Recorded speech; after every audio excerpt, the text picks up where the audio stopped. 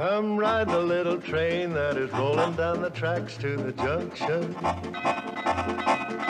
Forget about your cares, it is time to relax at the junction. Lots of curves, you bet, and even more when you get to the junction. Petticoat Junction. There's a little hotel called the Shady Rest at the junction. Petticoat Junction. It is run by Kate. Come and be her guest at the junction. Petticoat Junction. And that's Uncle Joe. He's a moving kind of slow at the junction. Petticoat Junction.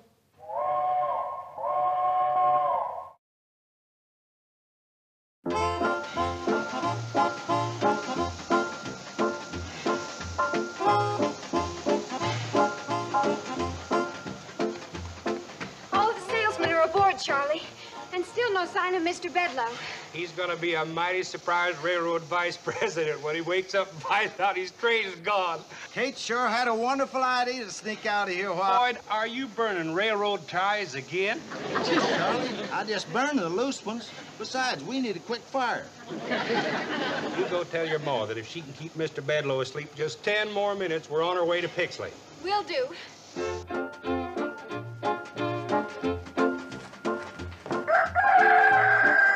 You wake up Mr. Bedloe.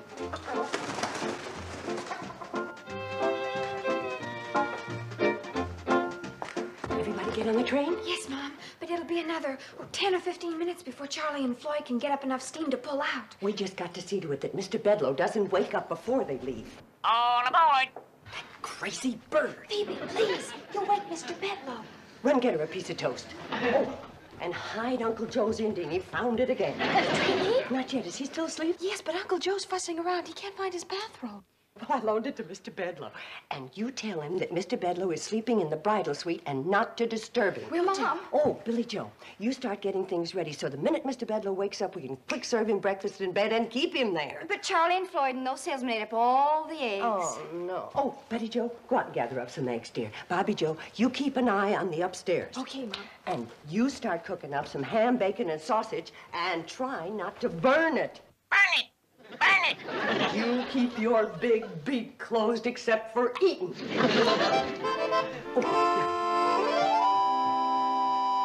do you mean, Mr. Bedloe sleeping in the bridal suite? You ought to be sleeping in the barn, and I want my bathrobe back. Yes, Uncle Joe, Mother says he's not to be disturbed. We'll see about that. Kate! Shh, wake him.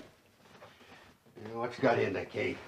City feller comes in here, shuts down the railroad, fires everybody, ruins the hotel, and she gives him the best room in the place. Kate! Shh, you're gonna wake Mr. Bedloe. That chance. Buried 3 feet deep in the softest feather bed in the hotel. Kate! Uncle Joe, please, you'll wake Mr. Bedloe. See, I want to ask you a question. I've got to take these to the kitchen there for his breakfast. That's crazy, that's what it is. Feller deserves to be horsewhipped, and she treats him like royalty. Kate! Wake Mr. Bedloe. Now, Kate, listen. Quiet! You wake Mr. Bedloe! Well, at least you got an excuse to act like a bird brain. Joe, put these flowers in a nice, pretty vase. They're for Mr. Bedloe's breakfast tray. You mean he's getting breakfast in bed? As soon as he wakes up. I ain't a hearing right. I can't be. Didn't he sit right here at this table last night and say he was shutting down the railroad? Yes. And won't that shut down the hotel? Yes. Well, then what in the name of blue thunderation? Mr. Bedloe's awake. He left his eggnog tray outside the door. Eggnog tray? Well, we served him hot eggnog last night about midnight. To get him to sleep. Now, you go help your sisters get Mr. Bedloe's breakfast up to him. I don't want him having to come down to eat. Oh, okay. Now, Uncle Joe, you sit down there and I'll explain all this. What is there to explain? Mean city feller comes out here and wrecks our lives, so naturally we give him the biggest, softest bed in the place. Eggnog at midnight, breakfast carried to him in the bridal suite like he was a groom, and then you... Kate, you didn't... What? You didn't marry that viper, did you? What's not? We're ready, Mom. Oh.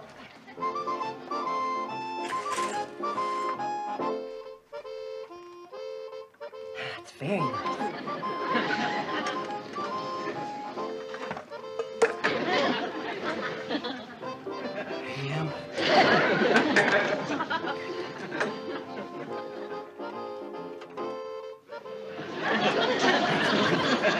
Remember, girls, pretty smiles and happy talk.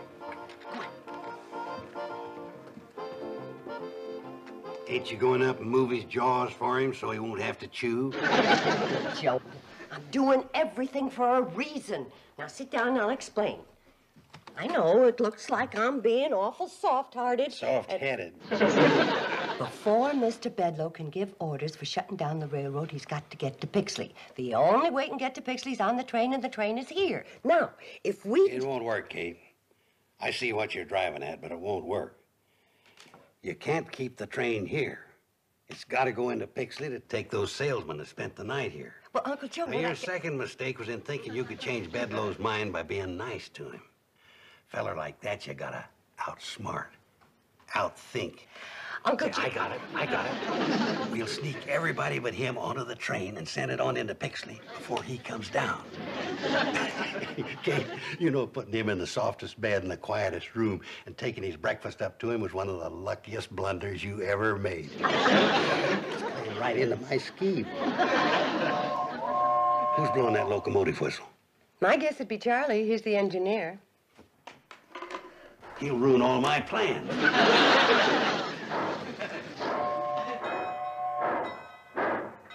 The darn fool's pulling out. We won't have time to wake the salesman. Well, they're on the train, Uncle Joe. How come? Well, I woke him up early. Kate, this is your morning for lucky blunders. Mom, it worked. We heard the train pull out. And now Mr. Bedloe can't go into Pixley. Your idea was brilliant, Mom. I knew it would work. Oh, well... wait a minute, girls. In all fairness, Uncle Joe had the same idea. That's true, girls. It's just that your mother got up first and beat me to it.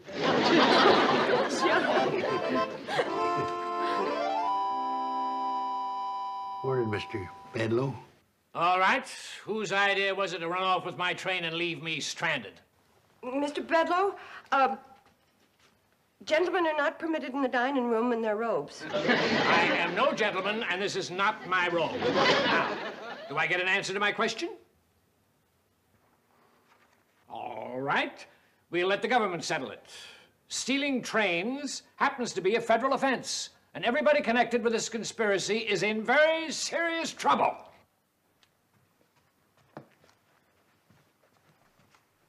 I hope this teaches you a lesson, Kate. Next time you get one of your crazy ideas, check it over with me first. I could have told you this would never work. Hey. What? Somebody's hid my Indian again.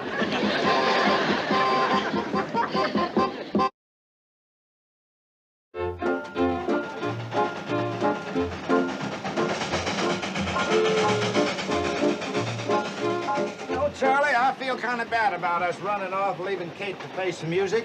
Well, if it was anybody else but Kate, I'd be mighty worried. But that's one woman in a million. She sure is. I never met a woman yet to compare with Kate. How come you never asked her to marry you, Floyd? I don't think I'm good enough for her. How about you? I feel the same way. You do? I don't think you're good enough for her either. We're coming on into Pixley. Think we better stop? Well, if we turn around and go back to Shady Rest, Bedloe will grab the train. Oh, I don't think so. By the time we get back there, Kate will have him eaten out of her hand. Kate can kill a man with kindness, all right. Well, if she doesn't kill him with kindness, them daughters of hers will pretty him to death. It's lunchtime, Mr. Bedloe. Come right into the dining room. Everything's ready for you. Yeah? What's everything? Poison food? Booby traps? Boiling oil? What's waiting for me behind that curtain? Your lunch, Mr. Bedloe. Down, sit down. Everything's piping hot. If you're expecting me to change my mind about canceling the train, forget it. It's a good idea. Uncle Joe, a sour face is not welcome in the dining room. Then what'd you bring him in for? You either smile or stay in the kitchen. I'll stay in the kitchen. Please, sit down. Girls. If this isn't a bribe, why all the attention? As long as you're a guest in my hotel, you're entitled to Shady Rest hospitality. We do not bring our differences to the table. All right, girls, start the food.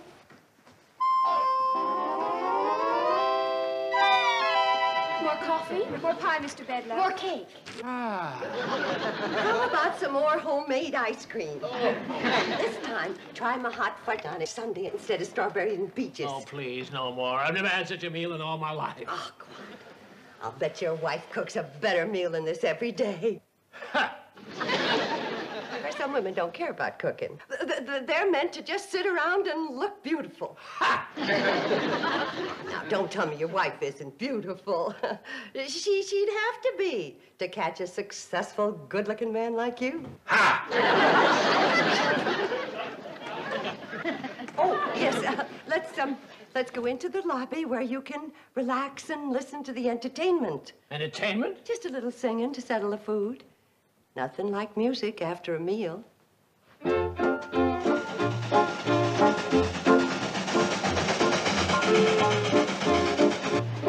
are you trying to do? Jump the track and get a song wrote about you like Casey Jones? Well, I figure the faster we go through Shady Rest, the less chance Bedloe's got of stopping us. We're better than 20 miles out of Shady Rest. Look at it this way, Charlie. The longer we take getting there, the longer Kate and her girls is going to have to work on Bedloe. That's true. I bet they're really melting him down. Oh, I'd sure like to be in his shoes right now. Floating like a zephyr on the soft summer air. Very nice. Lovely voice. All my daughters sing. Girls, Mr. Bedloe being a railroad man, maybe he'd like to hear a railroad song. How about this one? There's a train that runs through this wide valley that is loved by one and all. It's the train that starts way up in Pixley called the Hooterville Cannonball. Well, she makes her run through the dead of winter, through the summer, spring, and fall. Neither cold nor heat nor flood can stop her. She's the Hooterville Cannonball.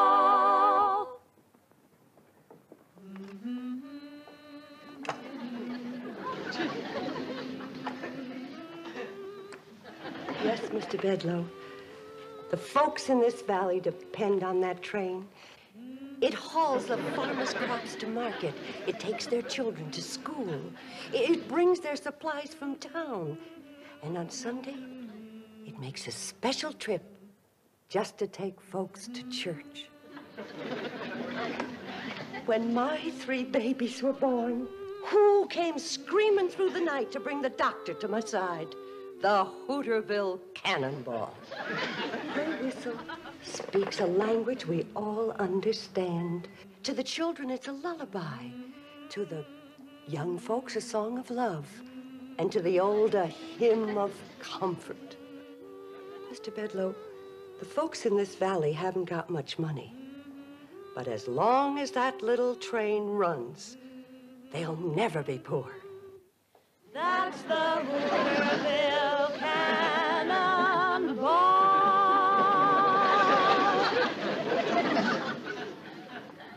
Mrs. Bradley, I came here in anger, and you repaid me with kindness. I gave you bad news, and you gave me warm and friendly hospitality. You and your lovely daughters have taken the time and the trouble to explain what the Hooterville Cannonball means to you and your neighbors. After all of that, could any man say, scrap that little train? Just one. Me. The minute it gets back from Pixley.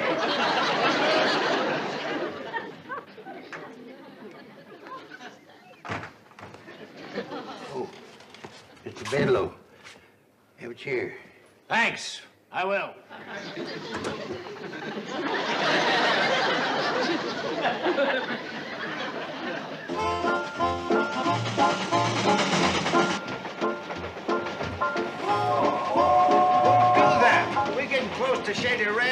tip off Bedloe we're coming.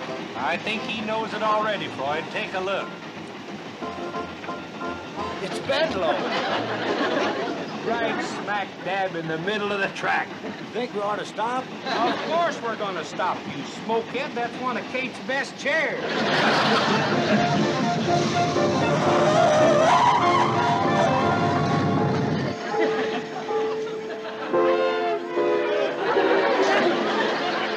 Mr. Bedloe, listen to me. I got something to tell you. Please. Wait a minute. Floyd and Charlie say they can't back all the way to Pixley. It'll be dangerous. They gotta go on to Hooterville. Fine, I can cancel the train just as well from there. Oh. Mr. Bedloe, why are you so dead set on not letting this train run? It's bad business. Doesn't make any money. But it doesn't lose any. Floyd and Charlie are on pensions anyway, and they get their wood and water free. Mrs. Bradley, this train is the legal property of the C&FW Railroad, and we are legally responsible for everything that happens to it. If it runs off the track, if it hurts somebody, if it hits a cow, we're responsible. We can be sued. Well, Floyd and Charlie have hit lots of things. Nobody's ever sued. But they could. No, I'm sorry, Mrs. Bradley, but running this branch line just plain doesn't make sense.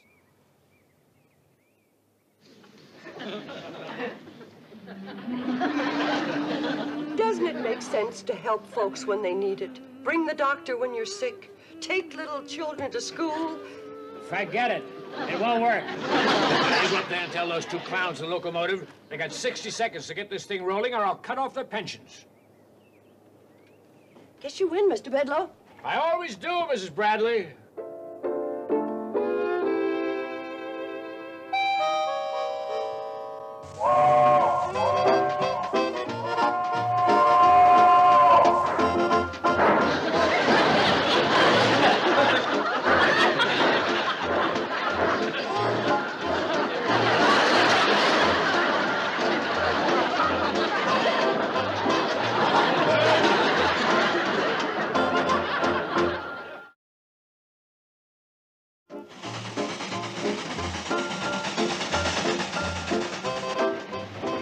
You know, Kate, this is the first time you ever rode up here. And the last. Why'd you say that? I thought you had a scheme to keep this old train running. Well, I have. That's why I'm going into Hooterville, but it's scary riding up here going so fast. Those things ever blow up? This one never has. You just might today, though. Why? You're squeezing that pipe so hard you're shutting off her water. Oh. Can't you go a little faster, Charlie?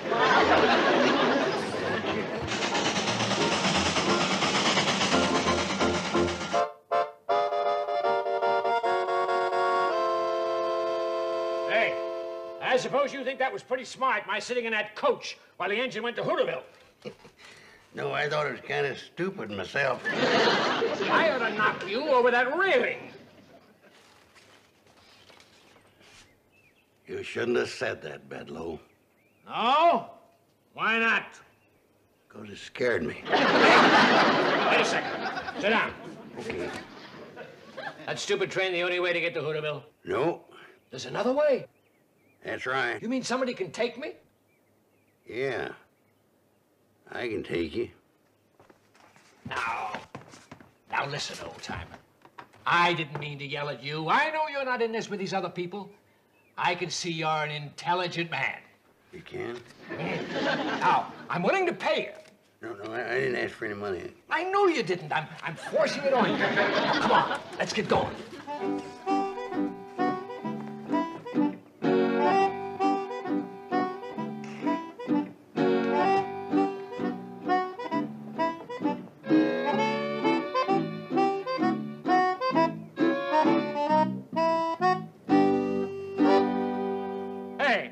What is this? I thought you were going to take me to Hooterville. I am. We'll never get there before tomorrow if you don't walk faster. Walk? No way you can get there outside the train. Well, why didn't you tell me? You didn't ask me. Let me have my money back.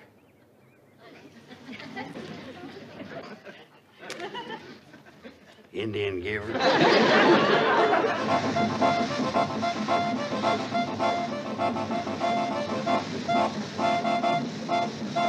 Hiya, boys. Hi, Sam. Kaye. Oh, listen.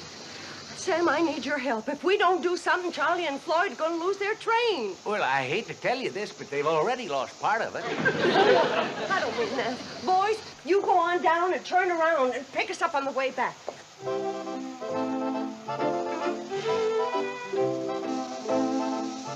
Hurry up, boys. All right, Kaye.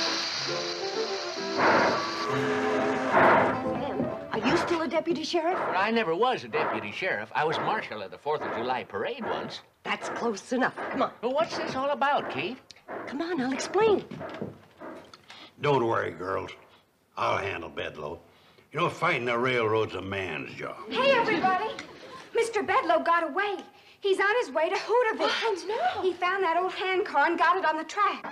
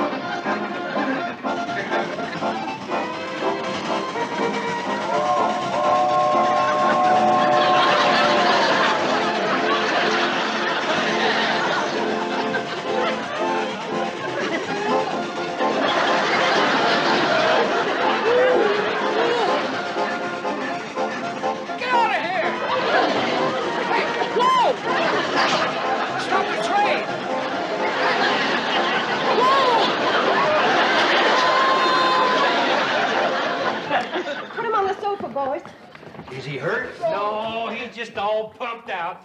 He'll be all right as soon as he gets his wind back. We're running for 5 miles. Are you going to be all right, Mr. Bedloe?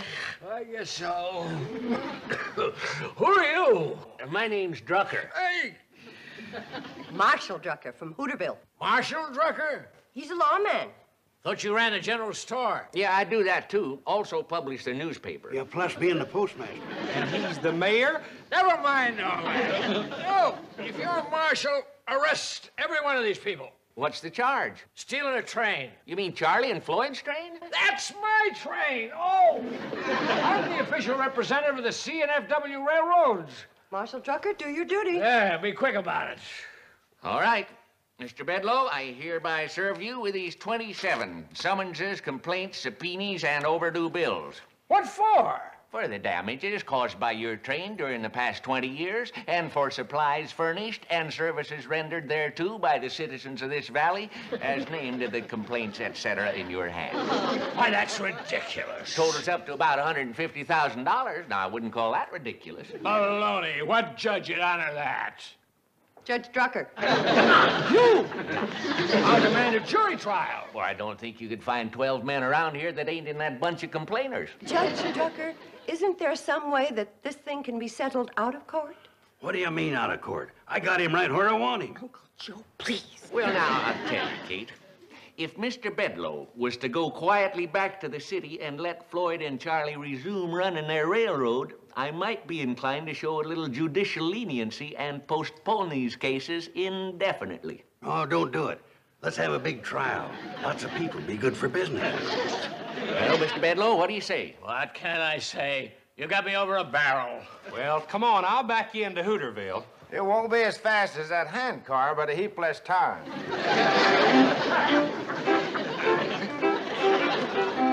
Well, Kate, you've pulled some beauties today. But letting him go was the biggest blunder of all. Oh, you think so?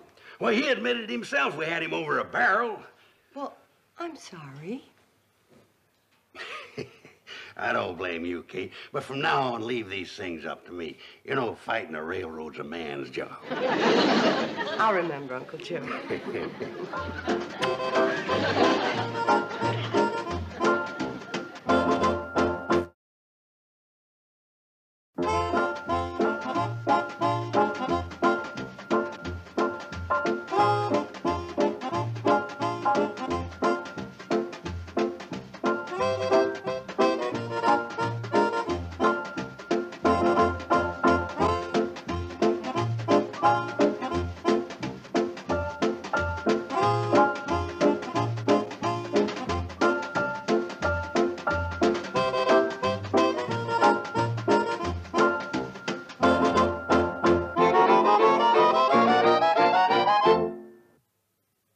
This has been a Filmways presentation.